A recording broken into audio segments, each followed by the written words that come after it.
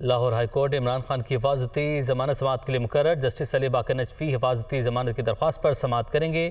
عدالت اسلام آباد trial court تک رسائی کے لیے عبوری حفاظتی ضمانت منظور کرے، یہ استدعا کی گئی ہے۔ عمران خان نے تھانہ رمنا اسلام آباد میں درج مقدمے میں حفاظتی ضمانت دائر کی ہے۔ آپ کو بتائیں کہ عمران خان کی حفاظتی ضمانت سماعت کے لیے مقرر کر دی گئی ہے۔ محمد اشفاق ہمارے ساتھ موجود ہیں۔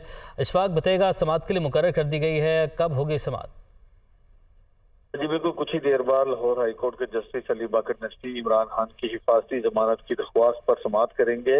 عمران خان نے اسلام آباد میں 4 اپریل کو درج تھانہ رمنا کے مقدمے میں حفاظتی ضمانت کے لیے لاہور ہائی کورٹ سے رجوع کیا تھا، اور یہ حفاظتی ضمانت کی درخواست میں موقف اختیار کیا کہ یہ مقدمہ جھوٹا اور بے بنیاد اور سیاسی انتقامی کارروائی کا نشانہ ہے، اور عمران خان شامل تفتیش ہو کر اپنی بے گناہی ثابت کرنا چاہتے ہیں۔ اسی بنیاد پر عمران خان کی اس مقدمے میں حفاظتی ضمانت منظور کی جائے۔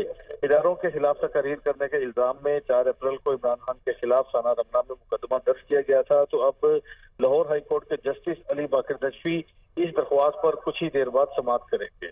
ٹھیک ہے، آپ نے اپڈیٹ کیا، آپ کا بہت شکریہ۔